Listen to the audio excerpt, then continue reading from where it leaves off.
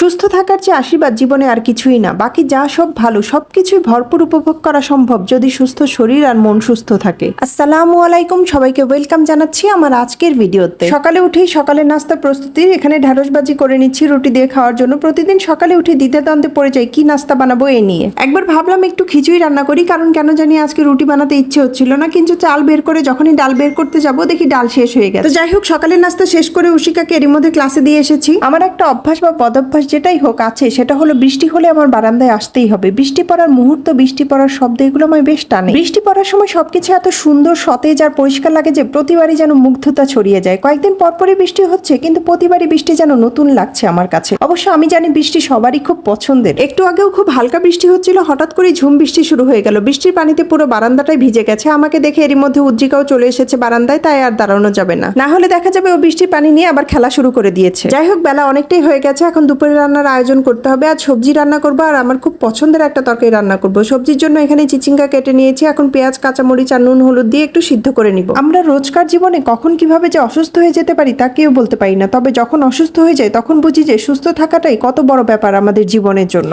কখনো কখনো খুব সাধারণ রোগও আমাদের এত ভোগায় যে মনে হয় এই রোগ থেকে মুক্ত হওয়া যেন বিশ্বকে জয় করার মতোই। আসলে আমরা যখন যেটা পাই বা যে সময় বাঁচি সেই সময়টাকে কখনো ঠিক মতো উপভোগ করতে পারি না। অতীত ভবিষ্যৎ আগে পিছের হাজারটা চিন্তা করে নষ্ট করে দিই। যখন সেই সময়টা হারিয়ে ফেলি তখন সেই সময়টা নিয়ে হাই হুতাশে আরেকটা সময় নষ্ট করে দেই। তো যাই হোক, সবজিটা সিদ্ধ করে তেলে শুকনা মরিচ আর রসুন লাল করে ভেজে নিয়ে সবজি দিয়ে দিয়েছি, সাথে একটা ডিমও ফেটিয়ে দিয়েছি ভাজিতে। এখন একটু ভাজা ভাজা করে নামিয়ে ফেলবো। তো দুপুরে আমার খুব পছন্দের শুটকির তরকারি রান্না করবো, এর জন্য বেগুন কেটে নিচ্ছি। তো বেগুন কাটতে গিয়ে পরপর 3টে বেগুনই নষ্ট বেরিয়েছে। বাজার থেকে আনা 4টা বেগুনের মধ্যে 3টে বেগুনই নষ্ট। এত দামি সবজি যদি নষ্ট বের হয় তখন যেন কষ্টটা একটু বেশি লাগে, তো কি আর করা। এখানে সবজি কাটা শেষ করে এলাম শুটকি মাছগুলো একটু ভেজে নিতে। এগুলো হচ্ছে কাচকি মাছের ছোট ছোট শুটকি। এই শুটকিগুলোই আমার খেতে বেশি ভালো লাগে। শুটকি মাছগুলো খালি প্যানে ভেজে নিয়ে এরপর গরম পানিতে ভালো করে ধুয়ে নিয়ে এরপর ঠান্ডা পানিতে কয়েকবার ভালো করে ধুয়ে নিব। এখন কড়াইতে তেলে পেঁয়াজ খুব বেশি করে কাঁচামরিচ কাটা রসুন সাথে কয়েকটা আস্ত রসুনও দিয়েছি। এখন হালকা একটু ভেজে নিয়ে এতে শুটকি মাছগুলো দিয়ে আর একটু ভেজে নিব। আসলে যারা শুটকি মাছ খায় বা পছন্দ করে তাদের কাছে এর চেয়ে সুস্বাদু আর কিছু হতেই পারে না, কিন্তু যারা এটা খায় না তারা এটা দেখলে একটু নাকি ছিটকায়। আমার বাসায় এমন হয়, আমি ছাড়া আর কেউ খায় না শুটকি মাছ এই বাসায়। উশিকা তো একদমই এর গন্ধ নিতে পারে না। শুটকি মাছ রান্না করলে পালে নাক ধরে বসে থাকে সে। ফ্রিজে মুরগির মাংস রান্না আছে, সাথে একটু গরু মাংস